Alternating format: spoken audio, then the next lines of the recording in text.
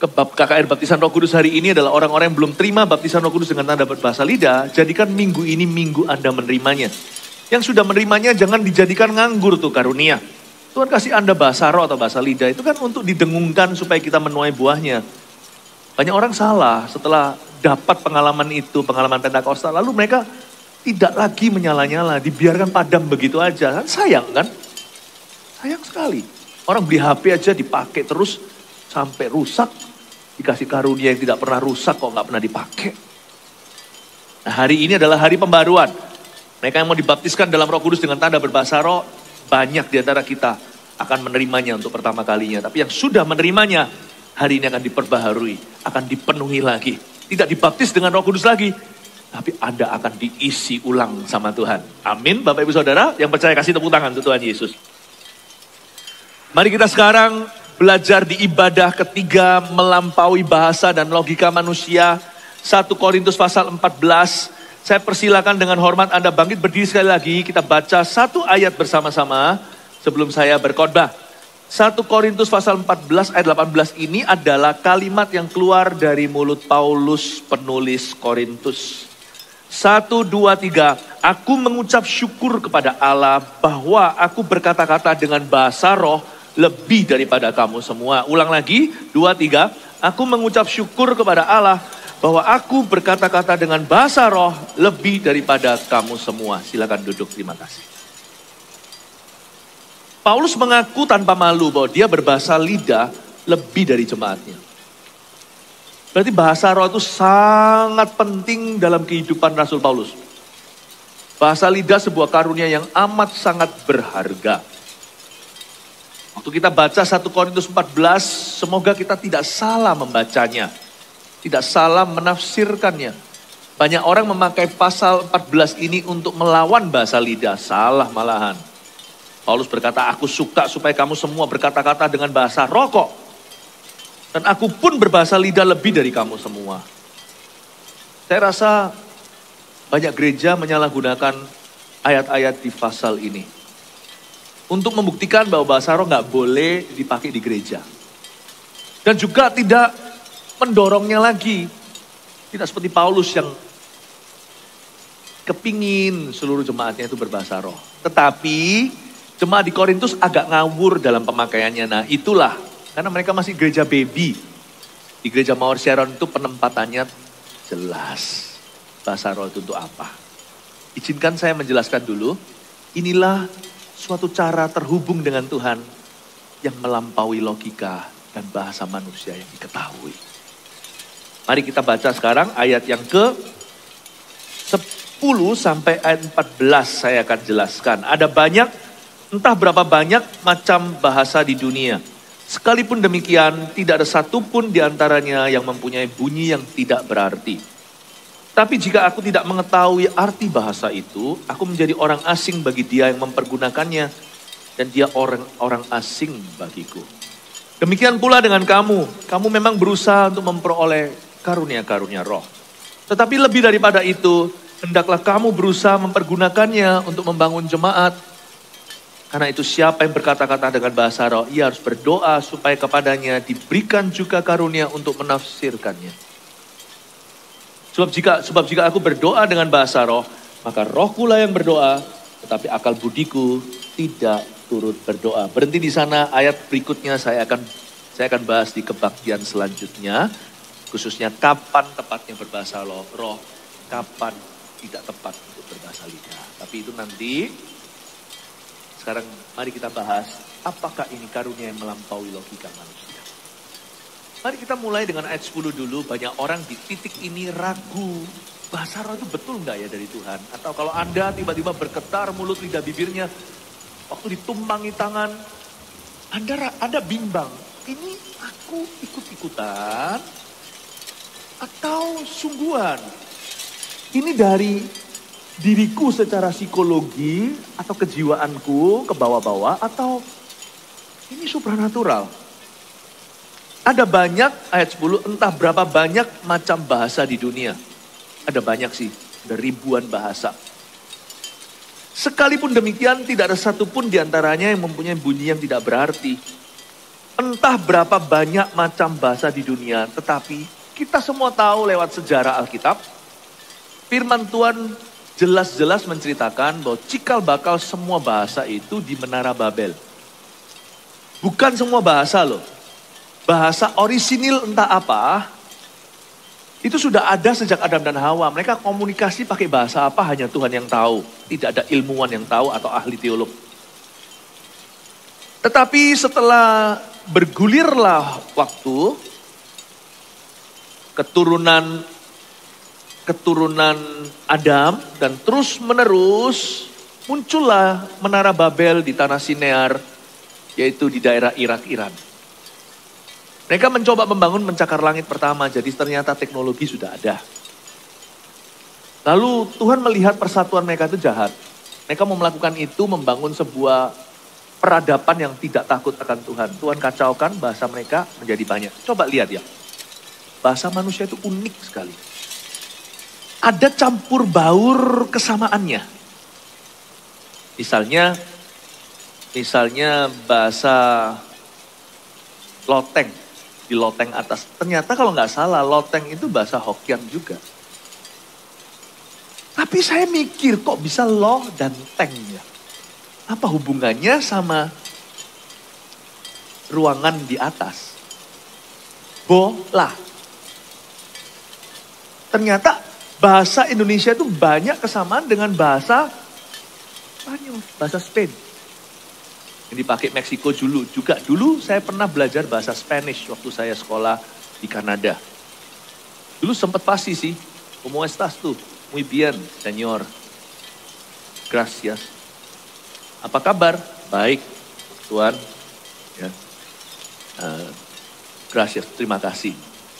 Jadi ada banyak sekali kesamaan. Ternyata juga mungkin karena penjajahan. Karena Indonesia itu kan suka yang gratis. Gratis. Anda kan kaget kalau pergi ke Belanda. Ternyata kata itu dari sono, dari Holland. Gratis, gratis. Gratis itu artinya bebas biaya. Ya, karena penjajahan. Tapi kalau ditelusuri lagi gratis itu dari mana? Kenapa kok gratis itu apa maksudnya? Kalau sungguhan manusia yang menciptakan suara, pasti ada hubungan sama hewan. Kenapa keluar kosakata? Coba pikirkan.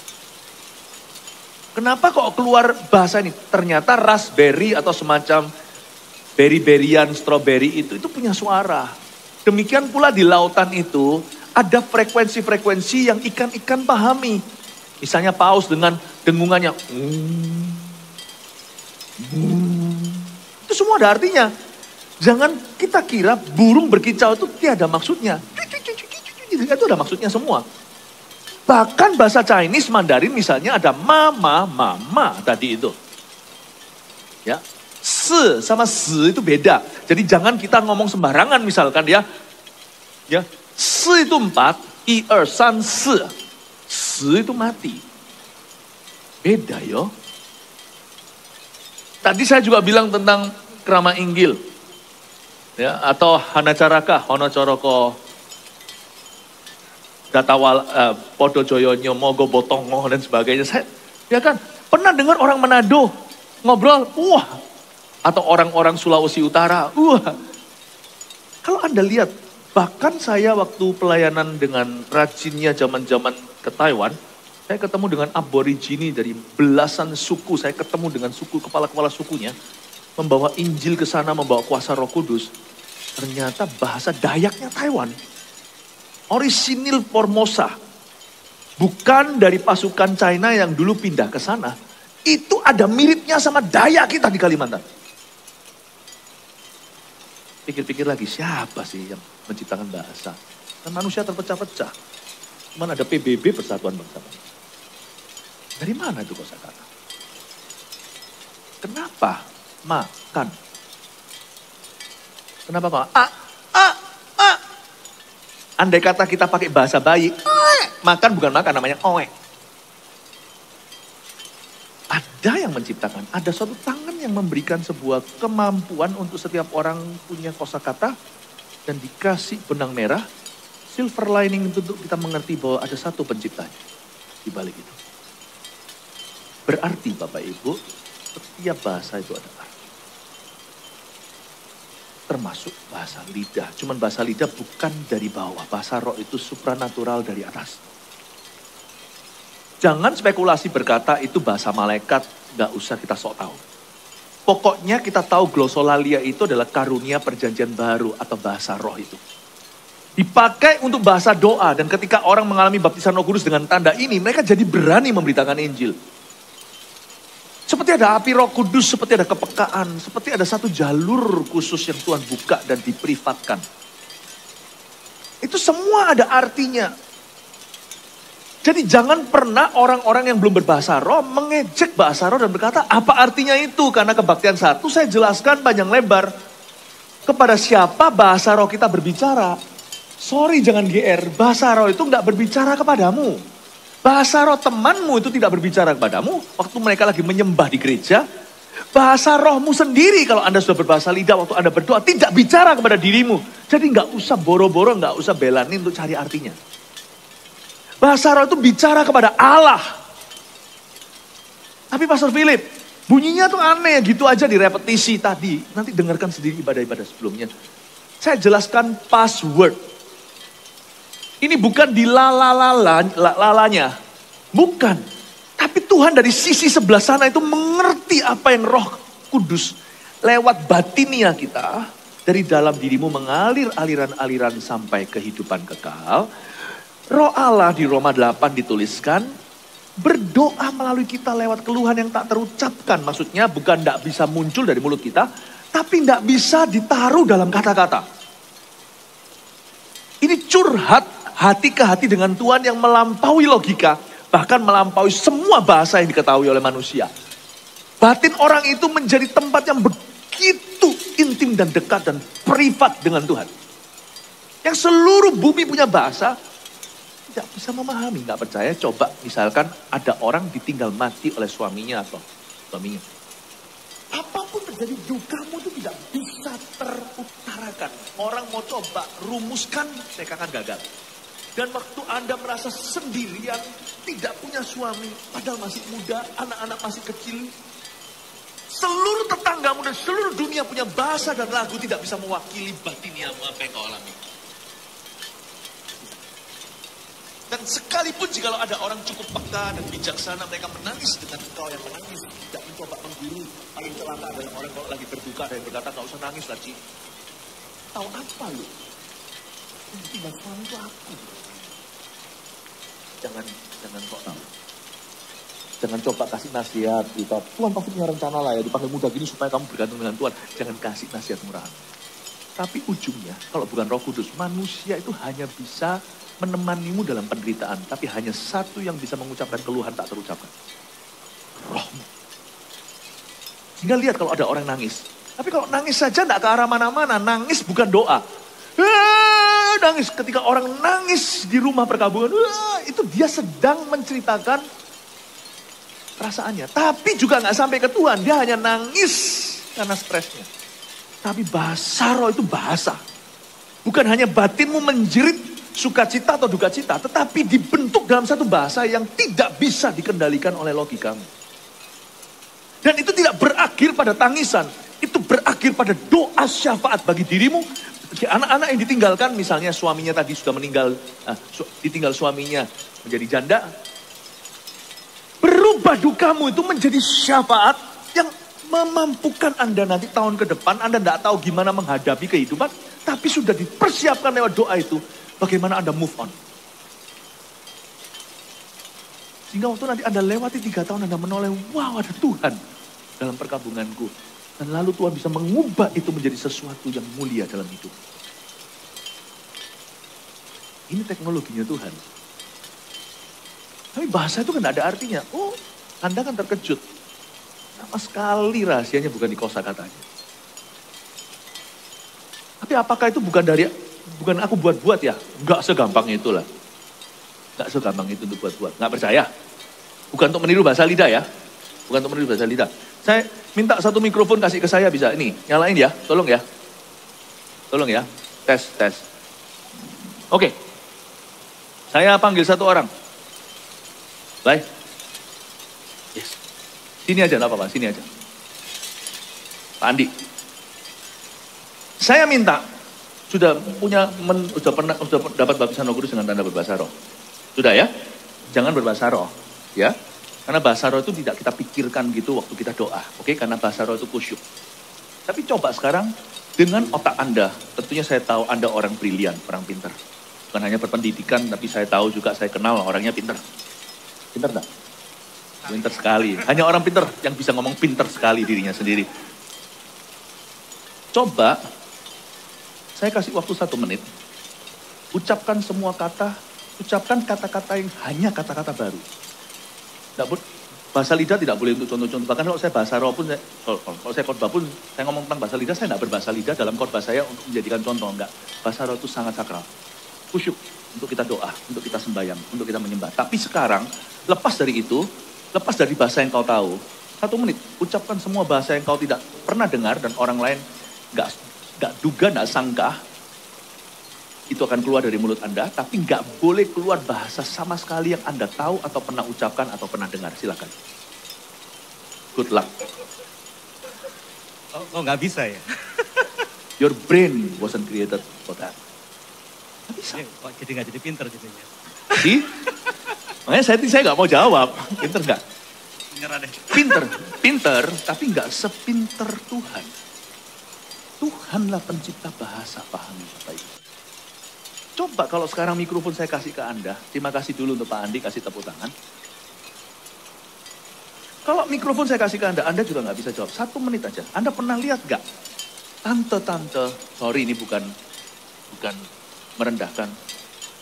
Orang tante-tante tidak punya apalah, nggak nganggap seperti punya karisma khotbah segalanya biasa atau orang yang simple, contohnya sederhana. Berdoa itu bisa 1/2 jam doain orang bahasa roh, tapi pikirannya nggak di situ, sementara nangis lagi. Sementara berseru tentang sesuatu. Kok bisa ya lancar jaya? Orang mikir aja nggak bisa keluar. Makanya nanti, waktu kami tumbang tangan, kalau tiba-tiba lidahmu bergetar, jangan logikamu mengganggu. Bukan berarti orang yang penuh Roh Kudus itu nggak pakai otak, enggak. Anda kalau lihat, orang-orang yang dibaptis Roh Kudus di seluruh dunia itu dari orang biasa sampai orang-orang yang luar biasakan oleh masyarakat. Dari orang-orang yang tidak berpendidikan sampai yang pendidikannya profesor itu berbahasa lidah. Dunia boleh berkata kita bodoh lah, kita aneh lah, kita sesat. Apa yang kita lakukan? Kita sembahyang syafaat. Berdoa untuk papa mama, untuk anak kita, untuk suami kita, untuk istri kita. Untuk rekan pelayanan kita, untuk anggota CG kita. Untuk jiwa-jiwa baru, untuk misi dunia. Untuk kita berdoa. Kita itu bisa mengucapkan sesuatu yang orang lain gak bisa keluar 1 menit. Gak segampang itu niru bahasa. Semua bahasa itu ada artinya. Yang gak ada artinya itu kan kita kira, karena kita sok tahu. Disinilah orang yang coba jadi sok guru. Hati-hati dengan itu. Saya ulangi ayat 10. Ada banyak, entah berapa banyak macam bahasa di dunia. Sekalipun demikian tidak ada satupun diantaranya yang mempunyai bunyi yang tidak berarti. Saya pernah sekali bercanda tentang orang Korea. Zaman dulu sebelum K-pop terkenal segala. Saya sekolah SMA itu kan banyak teman-teman saya orang Korea. Jadi saya ngomong sama mereka, bahasamu tuh aneh. Ya karena kita sesama kita satu sekolah maksudnya, sama-sama siswa. Saya bilang bahasamu tuh, misalnya kalau orang Korea, bagi kita itu kayak orang yang bersungut atau kayak seperti orang yang apa ya paham ya. Tapi di sana normal sekali di sisi situ, orang nggak menyadari. Karena bagi mereka itu bahasa sehari-hari. Di sisi kita ini misteri, di sisi mereka itu mereka ngerti. Bahasa roh juga sama, di sisi orang yang mendengarnya. Oh bahasa roh itu bukan bicara ke mereka kok. Aneh, apa itu? Di sisi sebelah temboknya Tuhan. Sisi sononya, Tuhan paham every word. Dan Roma 8 berkata, dan Tuhan, Bapa, tepatnya lebih menunjuk ke the Godhead atau kepada Allah Bapa. Dan Allah Bapa mengerti apa yang roh sedang doakan melalui kita. Dengan keluhan tak terucapkan itu yaitu bahwa dia sedang mendoakan orang-orang kudusnya. Mendoakan kita, mendoakan orang lain, mendoakan siapa. Bapak tahu. Sampai suatu hari saya dibalas. Orang Korea lain yang saya ngomongin begitu, dia berkata, masa sih? Itu teman saya baik hati. Nantinya suatu hari beberapa orang mentertawakan kami. Ada beberapa orang Korea yang lain ngomong sama saya begini. No offense ya, dia bilang. Bahasamu itu, ini bukan balas dendam loh ya. Kalau teman saya yang tadi saya ngomong gitu-gitu, dia marah ya, itu lain cerita. Ini orang yang nggak tahu menau, saya pernah komentar begitu tentang teman-teman saya orang Korea. Ini orang Korea yang lain, teman saya yang lain. Datang dan beritahu, bahasamu tuh lucu. Apa lucu? Katanya kayak seperti kaleng kelontangan pecah. Hah? Bahasa Indonesia kita loh, dihina. Katanya seperti plang plong plang plong tang tang tang tang. Katanya ngomongnya cepat. Dia bilang gitu. Dia bilang gitu. Kita nggak kerasa karena bahasa Indonesia normal saja. Tapi tahu nggak kalau kita lagi ngomong ini, coba kalau ini orang itu lihat mulut kita. Coba lihat orang Jepang kalau ngomong, mas, banyak pakai tekan hitung. Mas. Mereka ada mas. Sama sih. Aneh, di Jepang normal. Indonesia kita kira normal. Aneh di telinga orang. Pernah dengar orang Vietnam? Orang Thailand? Acang lagi. Lucu bagi kita, kadang-kadang dibuat lelucon. Orang Thailand merasa itu biasa. Bahasa Chinese sering diejek kan, misalnya cang. Orang yang bisa bahasa manis. Bahasa Chinese tahu nggak gitu. Yang biasanya dibuat main-main, dibuat tawa-tawa, senda gurau itu sama sekali nggak mirip Chinese bagi yang berbahasa Chinese. Saya bisa baca Chinese. Nah, saya tahu itu nggak lucu. Karena sama sekali nggak bunyinya begitu. Yang memahami dari sisi sini itu bahasa literatur. Bahkan medoknya orang Surabaya. Oh, gagah perkasa bro. Das. Luar biasa, nggak mungkin ada salah paham. Di dalam ngoko nggak bisa salah paham, semuanya super jelas. Semuanya totok jelas. Yang ada saling menyakiti. Tidak ada saling menyalahpahami. Jepang mungkin bisa, nggak jelas karena setiap bahasa itu aneh di telinga yang asing. Karena itu ayat 11 bunyinya begini, tetapi jika aku tidak mengetahui arti bahasa itu, aku menjadi orang asing bagi dia yang mempergunakannya, dan dia orang asing bagiku. Bahasa roh memang bukan untuk diterjemahkan, karena dia bahasa doa. Loh, salah loh Pastor Philip, katanya harus ditafsirkan, bukan diterjemahkan. Makanya di gereja kita bahasa roh ditaruh di posisinya sebelum khotbah. Supaya ada penjelasan hati Tuhan. Bukan cuman sekedar heart to heart dengan Tuhan Yesus. Karena itu bahasa roh dipakai untuk sembahyang, untuk berdoa. Dan ujung dari sembahyang berbahasa lidah sekalipun, waktu kita doa syafaat atau saling mendoakan, nanti altar call juga, selalu ditutup dengan bahasa akal budi, sehingga seluruh jemaat bisa mengaminkan sama-sama.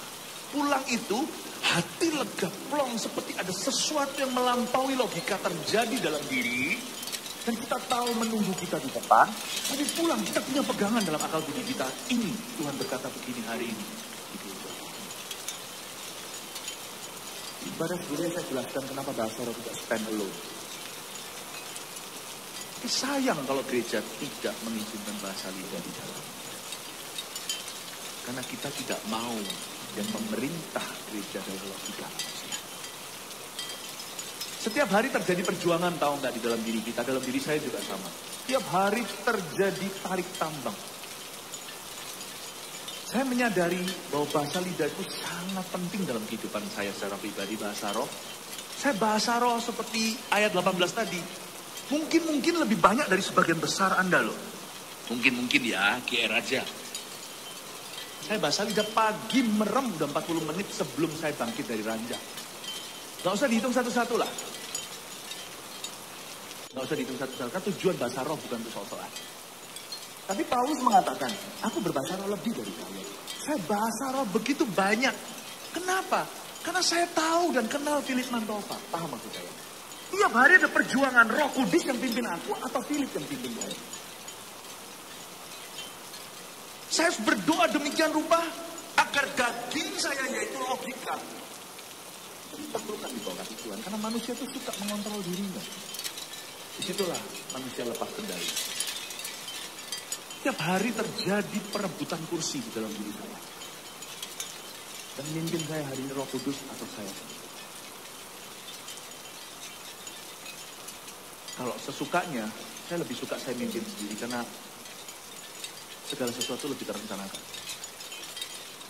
Segala sesuatu lebih masuk akal. Tapi kalau saya pimpin diri saya sendiri, saya nggak ada di sini hari ini.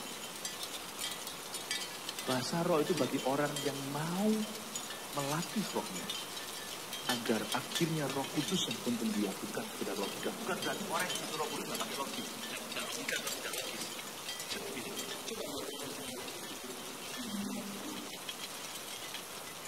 Mungkin Roh Kudus kalau menuntut seseorang, memenuhi seorang orang itu jadi dumb and dumber, jadi bodoh. Orang kalau dituntut dipenuhi Roh Kudus jadi hidup. Orang kalau dipenuhi Roh Allah lalu tiba-tiba jadi tumpul, jadi tidak berhikmat, tidak mungkin. Tidak mungkin. Tapi bukan logika kita pemimpin.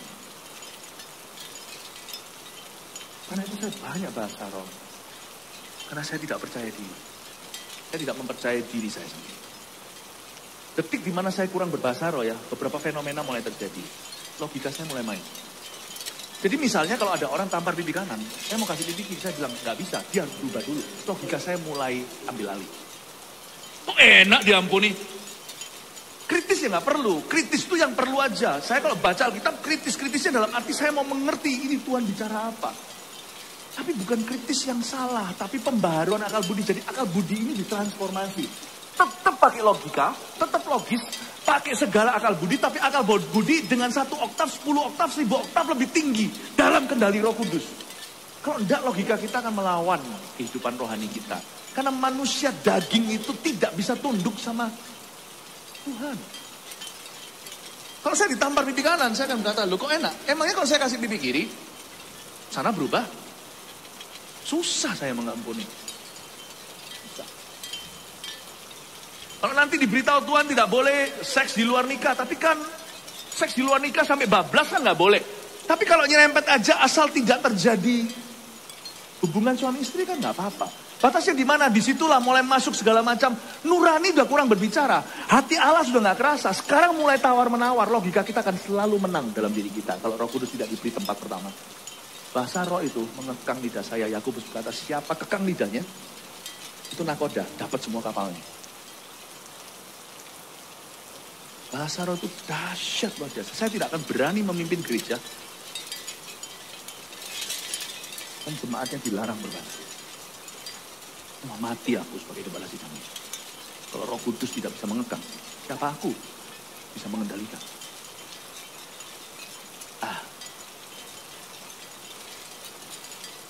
Ini nakoda. Makanya Tuhan mau mengadakan kegerakan kebangunan rohani skala global.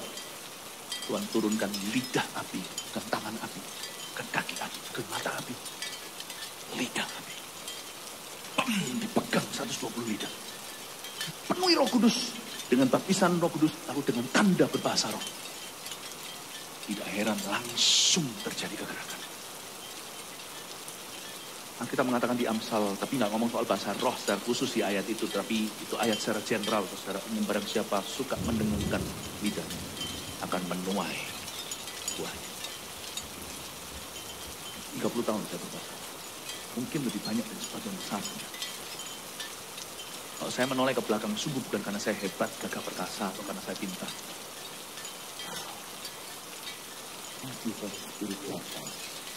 Makasih untuk kehidupan yang sebuah kehidupan yang saya sebut spirit led atau dituntun roh. Sebuah kehidupan yang spirit filled atau dipenuhi roh.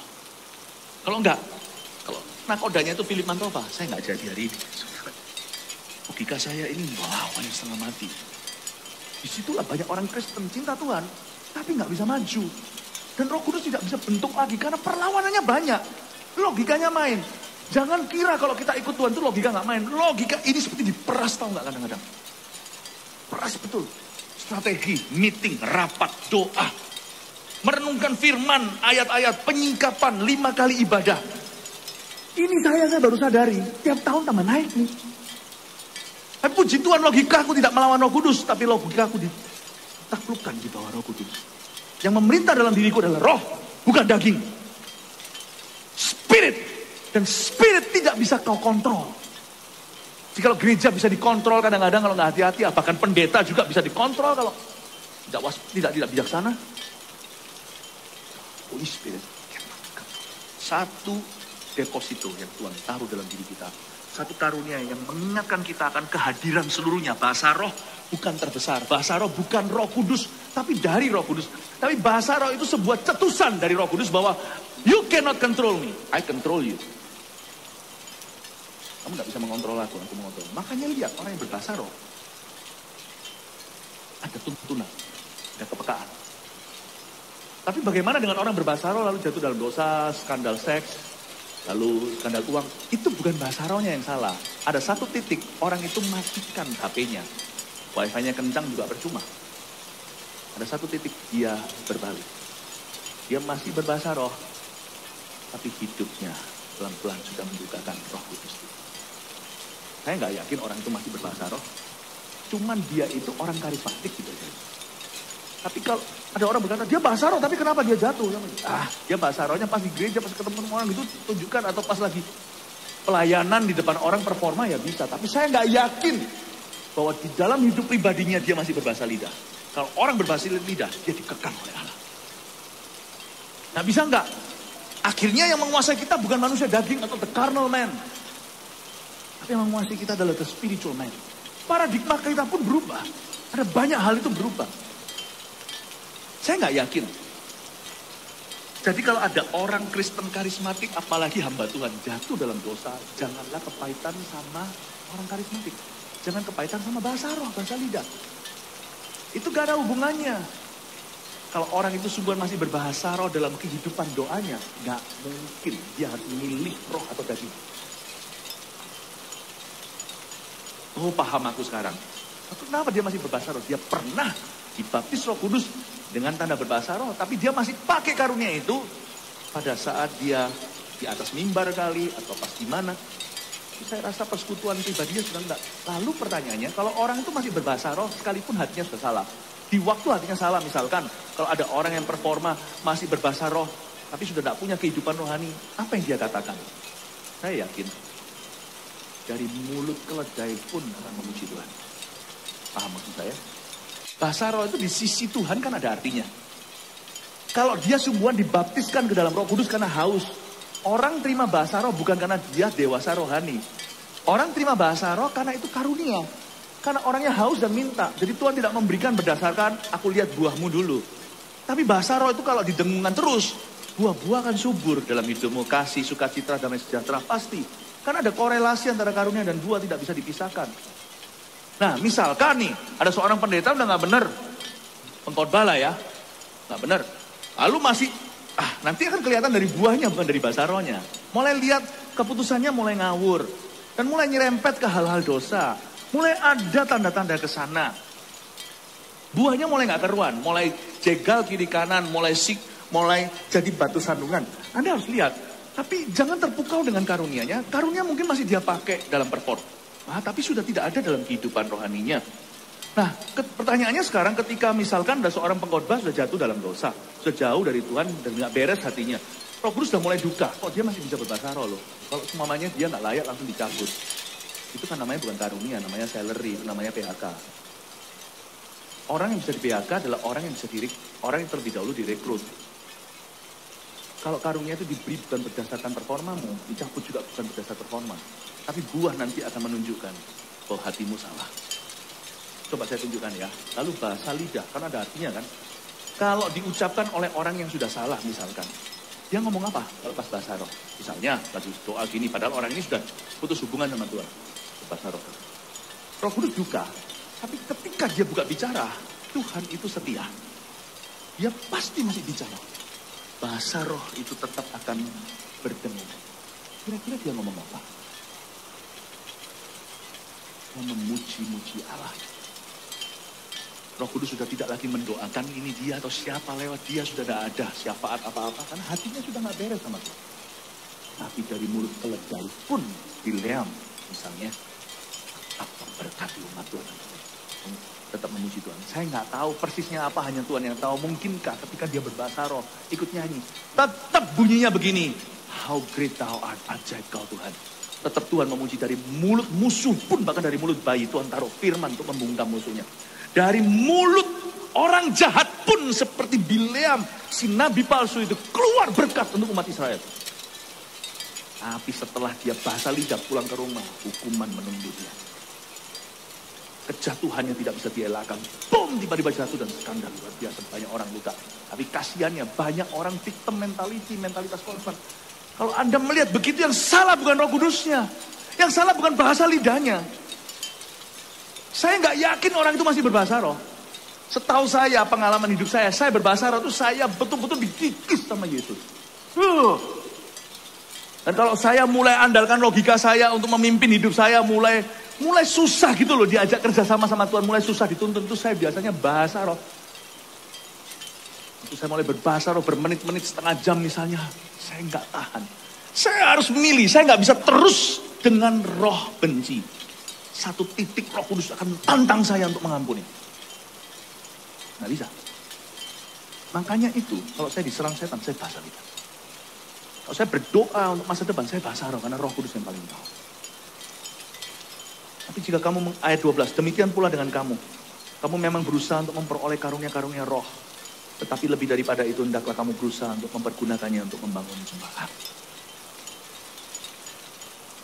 Dengar ya baik-baik Bapak Ibu Saudara, ayat 12. Saya nggak perlu jelaskan yang tadi-tadi, dengarkan sendiri. Nubuat itu horizontal. Bicara ke jemaat dalam bahasa manusia, yang bisa dimengerti. Bahasa roh, itu bicaranya bukan ke orang, bicaranya ke Tuhan. Jadi nggak perlu dimengerti. Tafsiran bukan terjemahan. Tafsiran itu artinya setelah kita berbahasa roh, apa yang kita alami sepanjang hari kalau kita bahasa lidah di pagi hari, itu semua adalah tafsirannya. Dan kita akan memperoleh kepekaan dari bahasa roh yang kita download tadi itu. Sesuatu akan diupload di hidup kita. Kita itu seperti mendapatkan solusinya sebelum nanti siang pukul 2, problema datang ke meja kita. Karena itu saya nggak berani tidak berbahasa lidah dulu waktu saya bangun pagi. Sebelum kaki saya menginjak bumi, lidah saya sudah ketemu Tuhan. Kalau ayat 12 ini apa maksudnya? Kamu harus memperoleh karunia roh, tapi lebih daripada itu berusaha mempergunakannya untuk membangun jemaat. Nubuat itu membangun jemaat. Bahasa roh itu membangun kita. Nah bedanya dengan nubuatan adalah, kalau saya mau memberikan kepada Anda sebuah karunia yang langsung berguna, saya bernubuat. Misalnya kalau sekarang, kalau bukan berdoa nih, saya bicara sama Anda, saya berbahasa roh. Anda nggak dapat apa-apa. Bahkan Anda nggak tahu kapan mengaminkannya. Kalau ada orang berkata, amin. Loh, kita kan kaget. Kamu tahu dari mana dia ngomong apa? Karena saya nggak ngomong sama Anda nggak ngomong ke saya. Kalau saya mau memberikan pada Anda, memberikan sebuah karunia yang langsung berguna, saya bernubuat. Di sini ada orang yang, bahkan kalau perlu, keserempet ke marifat. Di sini ada orang yang begini, misalnya yang saya lakukan di saat teduh bersama. Ada yang begini, masuk juga di hikmat marifat atau berkata-kata dengan pengetahuan. Nubuatan itu nggak selalu prediksi. Nubuatan itu Tuhan bicara secara langsung lewat mulut itu, kaget kita. Kok kamu tahu? Kok bisa kamu bilang begitu? Itu lebih berguna daripada saya beribu-ribu bahasa malaikat. Bahasa roh itu adalah karunia yang dirasakan oleh jemaat secara nggak langsung. Bukan waktu kita menggunakannya untuk menyembah ya. Maksudnya misalnya, saya kalau mau memberikan karunia yang langsung berguna, bernubuat. Tapi kalau saya mau terus berguna, pahami ini, saya harus berbahasa roh. Karena ketika saya berbahasa lidah, saya bukan memberikan karunia bahasa lidah saya itu tidak langsung berguna ke Anda. Karunia bahasa lidah itu membangun saya. Dan sehingga waktu saya melayani Anda, hidup saya jadi karunia. Paham maksudnya Bapak Ibu? Saya bisa memberikan sebuah karunia langsung yang berguna, atau saya jadi karunia tengah-tengah Anda. Apapun karunia-karunia yang berguna nanti bisa bermunculan atau mengalir lewat aku, itu nanti nomor 2 sesuai kehendak Allah. Tapi bahasa roh lah yang membuat saya bisa terus jadi karunia di gereja. Nangkep ini? Orang tua juga sama. Kalau kita mau anak kita dibangun, ucapkan sesuatu yang positif. Kalau mau mereka mendapatkan sesuatu berguna, langsung kasih nasihat. Percuma kita bahasa roh ke dia. Tapi kalau Anda mau jadi seorang ayah yang merupakan karunia dalam hidup anak-anakmu, bahasa roh lah tiap hari. Seorang mama mau anaknya betul-betul merasa dicinta, bukan berbahasa lidah ke anaknya. Peluk dia, bahasa kasihnya apa, mungkin dijamah. Tapi lihat ya, orang yang sudah jauh sama Roh Kudus sudah gak bisa jadi karunia bagi keluarganya. Pikirannya tentang dirinya, melulu tentang keperluan, tentang unek-uneknya, seputar tentang hidupnya. You no longer a gift to your family. Bahasa roh sana lagi. Dengan Alkitab terengah-engah. Coba lihat nanti. Tidakkah Anda dikembalikan ke keluargamu? Sebagai karunia untuk mereka. Anda mulai perhatikan mereka. Hanya orang yang dekat sama Roh Kudus yang bisa sangat perhatian. Yang bisa peka dengan kebutuhan orang. Tidak melulu mikirin dirinya sendiri. Itu alhasil bahasa lidah secara nggak langsung. Sebenarnya anak Anda harus kamsyah sama bahasa lidah. Anak saya itu berutang budi sama bahasa roh. Yang Tuhan taruh di hidup saya. Mama dan papa mereka. Saya dan istri saya. Mikirin mereka, doa, keputusan kami. Itu semua tafsiran. Nanti kuliahnya mana, gimana. Itu semua jalur. Anak ke-1 sekarang sudah lulus. Gimana dulu awal mulanya. Itu luar biasa. Sampai presidennya sendiri itu kita bisa ketemu sama presiden university itu. Itu bukan rencana kita. Bisa aja ada jalan. Lalu habis anak kedua juga dengan presidennya university. Yang pernah dua-dua datang sini. Anak 1, anak 2. Diatur begini sampai demikian rupa. Tuntunan. Papa mamanya bahasa roh banyak. Tapi mereka nggak dengarkan. Dan waktu kita di gereja, kesempatan berbahasa lidah itu singkat. Yaitu pas open worship. Kenapa gereja Mawar Sharon mengizinkan bahasa roh dalam ibadahnya? Karena gereja itu bukan hanya korporat. Gereja terdiri dari individu-individu yang mau sembahyang sama Tuhan. Jadi saya biarkan. Lain cerita kalau gereja kita itu 90% berbahasa roh. Hitung-hitung rundown khotbahnya lah, PAW-nya lah. PAW-nya bahasa roh, terus cuma sisa 1 lagu. Nyanyi lagu Kaulah Tuhanku, Kaulah Rajaku. Lalu bahasa lidah terus. Nggak membangun. Malah justru enggak. Gereja roh di gereja roh. Bahasa roh di gereja Mawar Sharon yang saya gembalakan ini yang adalah minoritas dalam rundown acara. Sampai kita mati pun tidak akan dinihilkan. Minoritas itu bukan berarti dipupuk bawangkan. Tapi nggak perlu lama-lama. Ada 1 titik setelah kita memuji Tuhan, menyembah. 1 titik harus dilepas tuh jemaat. Masing-masing individu ke Tuhan langsung. Ke Tuhan. Sehingga nanti keluar dari sini itu, pertumbuhan kita korporat. Tapi pertumbuhan pribadi kita unik sendiri-sendiri sesuai dengan kehendak Allah. 1, 2, 5 talenta atau 30, 60, 100 kali ganda. Kalau saya tidak memelihara keunikan individu di dalam gereja, gereja itu akan punya program. Jemaatnya 1 persatu akan mati. Tak terbeban lah. Oke, God bless you. God bless you. Jemaatnya tidak akan mengalami encounter secara pribadi dengan Tuhan. Dan waktu kita sembahyang kalau hanya bergantung dengan logika, kita doakan orang. Nanti akhirnya apa bedanya dengan make a wish kalau happy birthday to you. Doa itu banyak hanya making wishes. Karena kita nggak akan pernah berdoa dengan tepat karena kita tidak tahu apa yang orang itu sesungguhnya butuhkan. Karena Alkitab mengatakan bahwa orang yang berbahasa roh mengucapkan hal-hal yang rahasia. Bahkan dengan murid-murid rohani saya, anak-anak rohani saya, jangankan anak rohani sama anak kandung saya aja, cerita mereka ke saya itu nggak mungkin bisa 100%. Bukan berarti mereka menyembunyikan sesuatu yang nggak. Setahu-tahu, sekenal-kenal saya sama mereka, pasti ada sesuatu yang hanya Roh Kudus yang tahu. Saya bersyukur untuk bahasa roh dalam doa syafaat. Eman sayang kalau waktu kita lagi altar call doakan, atau waktu kita berdoa syafaat untuk bangsa negara. Sayang kalau kita hanya pakai logika. Pakai logika itu perlu karena waktu kita berdoa dengan akal budi, kita mendoakan apa yang kita sadari. Serahkan perbuatanmu kepada Tuhan supaya terjadilah rencanamu. Berarti kita juga disuruh menyadari, membuat rencana, lalu serahkan rencana itu secara sengaja dalam doa. Tapi dalam rencana Tuhan atas hidup kita kan tidak terdiri hanya dari rencana kita semata-mata. Rencana kita itu ada banyak hal yang nanti terjadinya beda. Bahasa manusia atau logika atau akal budi itu juga bagian sebuah dimensi doa. Itu adalah doa untuk apa yang kau sadari. Harus punya disiplin yang tinggi, bawa ke kakinya Tuhan. Tapi hanya orang yang berbahasa roh yang bisa doakan apa yang dia tidak sadari. Mendoakan rencana kita, bahasa akal budi atau bahasa Indonesia misalnya di sini. Tapi mendoakan rencana Allah yang lebih tinggi dari rencanamu. Rancanganku yang lebih tinggi dari rancanganmu untuk mendoakan rancangan Tuhan. Hanya bahasa lidah, karena kita belum tahu. Karena itu, saya tidak mau jadi orang Kristen yang cuma bisa berdoa. Saya yang meminta apa sama aku. Kita berdoa dengan bahasa lidah. Persiapkan sendiri. Kalau saya ambil itu dari dunia kita, nanti kita doa untuk bangsa negara ya. Ini kan tahun politik, tahun depan, 2 tahun penentuan.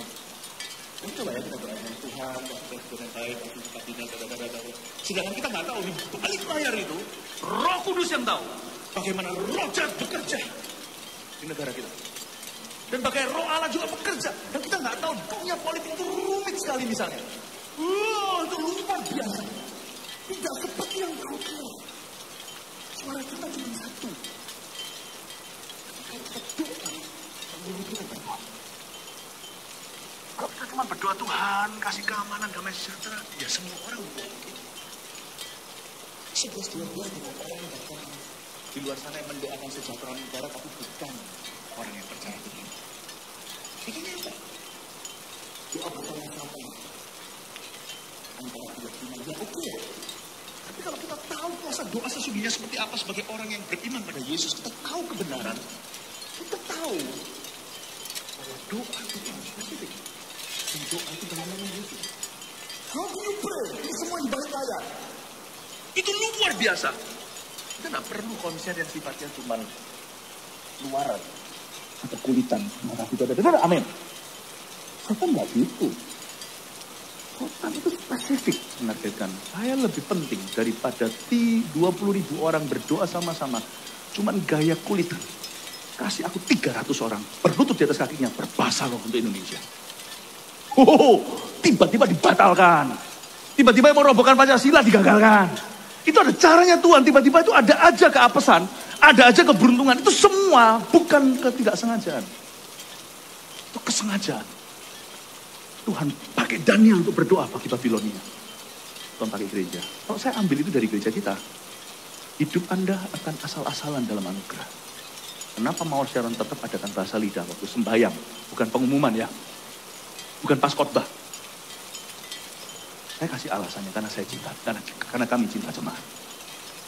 Kami ingin melihat jemaat ini bertumbuh secara maksimal dan spesifik dalam Tuhan. Kasih tepuk tangan Tuhan. Ayat 13-14, dengan ini saya selesai. Karena itu siapa yang berkata-kata dengan bahasa roh, ia harus berdoa supaya kepadanya diberikan juga karunia untuk menafsirkannya. Bahasa roh itu yang penting setelah bahasa lidah, what's next itu loh. Dia nggak stand alone Pak. Tafsiran itu bukan terjemahan. Coba lihat apa yang terjadi di gereja kita. Semua gebrakan. Mau saya tafsirkan? Salah satu bahasa roh kita lama-lama. Saya waktu lama-lama berbahasa roh, lalu kami juga, saya nggak sendirian. Salah satunya September nanti, di conference itu saya berbahasa roh. Tak lama setelah itu, saya seperti download sesuatu nggak ngerti. Baru kemudian, berapa hari kemudian, diberitahukan ganti kata konferensi menjadi super konferensi. Semua program ini bukan dari otak kami, sekalipun kami pakai otak. Semua ini movement ini, kairos, manajemen, kaki diam. Itu semua yang abid, yang awan. Itu saya dapatkan bukan dari sini. Dari sini. Bukan dari sini. Dari sini. Itu yang membuat perbedaan. Orang yang dituntun roh Allah dengan orang yang pandai semata-mata. Bedanya di situ. Satu bunyinya, bukan gagah perkasa, tapi oleh karena kuasa roh.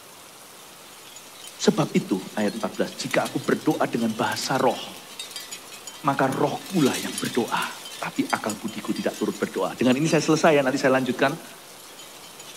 Ini Paulus loh ngomong gini, jika aku berdoa dengan bahasa roh, maka rohku yang berdoa, akal budiku nggak turut berdoa. Nggak masuk akal. Paulus itu jenius. Paulus itu pinter, lebih gampang. Beda-beda sih, menekuk Petrus dan menekuk Paulus itu beda hal. Petrus itu keluguannya karena dia nelayan, dia tidak punya pendidikan. Mana lebih susah, nuntun orang yang intelektual atau orang yang biasa? Paulus itu susah. Saya beritahu dia ini jenius, dia itu sekolah di bawah Gamaliel, itu hari ini sama dengan Harvard. Ini orang otaknya luar biasa. Bahkan para ahli teologi dan sejarah mengatakan Paulus itu botak. Dan Paulus ada satu hal yang membuat dia susah. Kenapa? Saya yakin ayat 18 yang kita baca tadi dia mengubah dia. Dia berubah bukan karena studinya. Dia ketemu Yesus, dia bertobat. Didoakan Ananias, dia kepenuhan Roh Kudus, ada selaput jatuh dari matanya. Tapi Paulus di ayat 18, dia punya gaya hidup yang kurang dijelaskan dalam gereja hari ini. Dia banyak berbahasa roh, lebih dari semua jemaatnya. Saya tunjukkan transformasi Paulus, bahwa dia membangun dirinya di atas dasar rencana Tuhan, bukan rencananya. Kalau rencananya Paulus, dia pasti puas sampai bawa Injil ke Yahudi, karena Paulus ini totok Yahudinya. Di bawah Gamaliel, ini orang Yahudi keras. Jadi dia itu dulu yang menekankan hukum sunat. Kok bisa? Berapa tahun kemudian dia menjadi rasul terbesar di golongan non-Yahudi. Tidak mengharuskan sunat karena Injil tidak ada hubungan dengan torehan fisik kita. Wah, di mana berubahnya? Di saat dia berbahasa roh lebih banyak dari jemaatnya. Dia heart to heart dengan Tuhan. Dan di situ berubah paradigmanya. Instead of daripada bergantung dengan logikanya, dan dia punya banyak logikanya. Paulus ini lulusan Harvard zaman dulu. Dan lulusan agama lagi. Totok Yahudi. Dia bisa menjadi rasul yang membela bangsa-bangsa lain untuk masuk dalam kerajaan sorga. Pasti ada satu titik. Logikanya kalah sama hati Tuhan. Sama hati Bapak. Waktu dia heart to heart dengan Tuhan, itulah dia nangkep hatinya Bapak. Runtuhlah logikanya. Tapi coba baca suratnya. Surat Roma yang dihindari banyak orang Kristen hari ini. Ampun, Pak Petrus pun menuliskan. Karena dia tidak berpendidikan. Meskipun penuh Roh Kudus, dia berkata surat Paulus itu susah dimengerti. Dia bukan mengucapkan itu sebagai ejekan, tapi sebagai pujian. Ini orang dalam sekali. Logikanya dipakai untuk kemuliaan Tuhan. Bukan untuk menentang jalan Tuhan. Dari seorang yang totok Yahudi, menjadi seorang rasul bangsa-bangsa non-Yahudi. Di mana perubahannya? Ayat 18, aku berbahasa roh lebih dari kamu semua. Saat bahasa roh itulah Tuhan mengubahkan dia saat dia membangun. Not your my will, but your will be done. Dan di situ dia sekarang hidupnya beda. Hidup Paulus sekarang berdasar ini.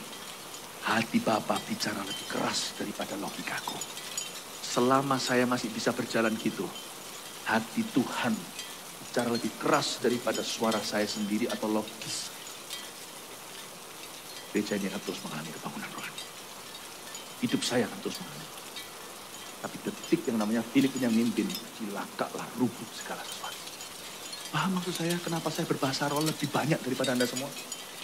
Ya mungkin Pastor Philip butuh gitu. You punya anak loh. Anda punya kerjaan. Anda punya kehidupan. Turun-temurun. Anda membangun sesuatu dalam Tuhan. Pelayanan atau bukan semua itu ministry dalam Tuhan. Kalau saya iya.